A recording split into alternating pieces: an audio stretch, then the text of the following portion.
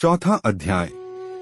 श्रीसूत जी बोले, साधु बनिया मंगलाचरण कर और ब्राह्मणों को धन देकर अपने नगर के लिए चल पड़ा।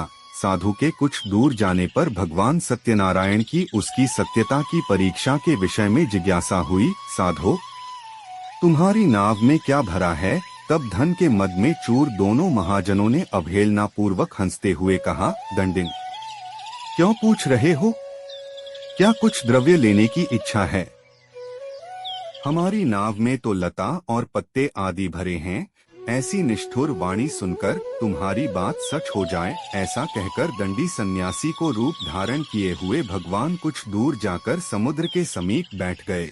दंडी के चले जाने पर नित्य क्रिया करने के पश्चात उतराई हुई अर्थात जल में ऊपर की ओर उठी हुई नौका को देखकर साधु अत्यंत आश्चर्य में पड़ गया और नाव में लता और पत्ते आदि देखकर मूर्छित हो पृथ्वी पर गिर पड़ा।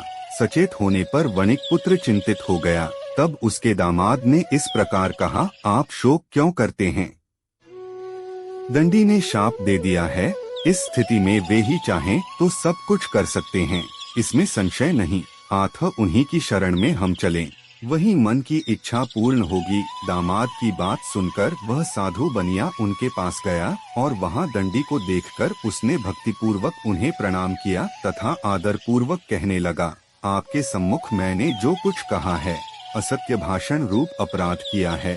आप मेरे उस अपराध को क्षमा करें। ऐसा कहकर बारंबार प्रणाम करके वह महान शोक से आकुल हो गया। दंडी ने उसे रोता हुआ देखकर कहा, हे मूर्ख, रो मत, मेरी बात सुनो। मेरी पूजा से उदासीन होने के कारण तथा मेरी आज्ञा से ही तुमने बारंबार दुख प्राप्त किया है। भगवान की ऐसी वाणी सुनकर वह उनकी स्तुति करने लगा।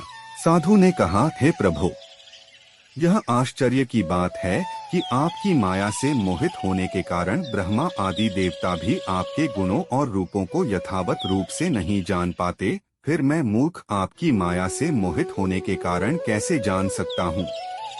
आप प्रसन्न हो, मैं अपनी धन संपत्ति के अनुसार आपकी पूजा करूँगा। मैं आपकी शरण में आया हूँ। मेरा जो नौका में स्थित पूरा धन था, उसकी तथा मेरी रक्षा करें। उस बनिया की भक्तियुक्त वाणी सुनकर भगवान जनार्दन संतुष्ट हो गए। भगवान हरि उसे अभीष्ट वर प्रदान करके वहीं अंतर्धान हो गए।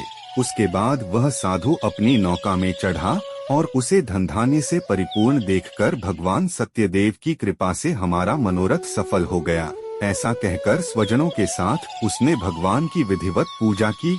भगवान श्री सत्यनारायण की कृपा से वह आनंद से परिपूर्ण हो गया और नाव को प्रयत्न पूर्वक संभालकर उसने अपने देश के लिए प्रस्थान किया। साधु बनिया ने अपने दामाद से कहा, वह देखो, मेरी रत्नपुरी नगरी दिखाई दे रही है। इसके बाद उसने अपने धन के रक्षक दूत को अपने आगमन का समाचार देने के लिए अपनी नगरी में भेजा। उसके बाद उस दूत ने नगर में जाकर साधु की भार्या को देख हाथ जोड़कर प्रणाम किया तथा उसके लिए अभीष्ट बात कही। सेठ जी अपने दामाद तथा बंधुवर्गों के साथ बहुत सारे धन धान्य से संपन्न होकर नगर के निकट पधार गए हैं। दूत के मुख से यह बात सुनकर वह महान आनंद से विह्वल हो गई और उस साध्वी ने श्री सत्यनारायण की पूजा करके अपनी पुत्री से कहा, मैं साधु के दर्शन के लिए जा रही हूँ, तुम शीघ्र आ।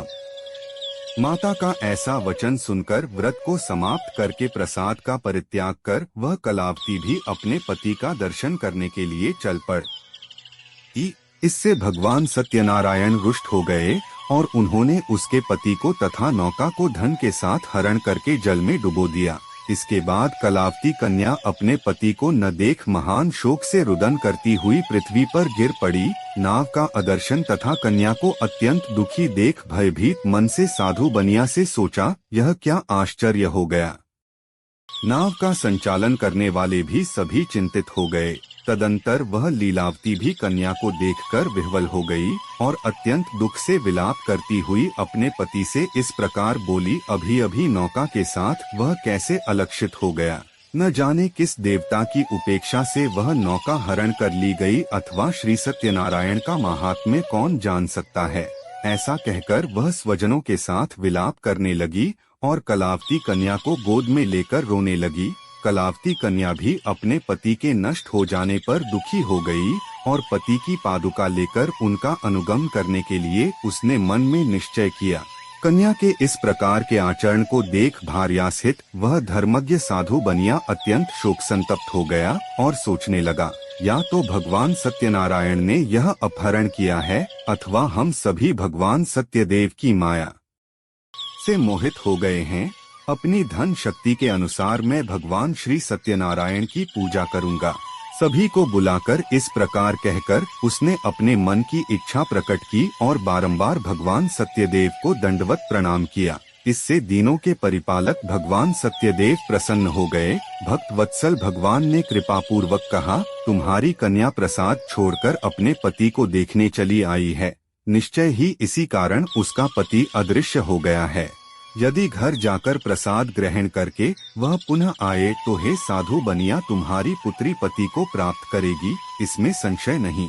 कन्या कलावती भी आकाशमंडल से ऐसी वाणी सुनकर शीघ्र ही घर गई और उसने प्रसाद ग्रहण किया। पुनः आकर स्वजनों तथा अपने पति को देखा। तब कलावती कन्या ने अपने पिता से कहा, अब तो घर चलें, विलंब क्यों कर रहे हैं। कन्या की वह बात सुनकर वणिक पुत्र संतुष्ट हो गया और विधि विधान से भगवान सत्यनारायण का पूजन करके धन तथा बंधु बांधवों के साथ अपने घर गया। तदंतर पूर्णिमा तथा संक्रांति पर्वों पर भगवान सत्यनारायण का पूजन करते हुए इस लोक में सुख भोग कर अंत में वह सत्यपुर बैकुंठ लोक में चला गया।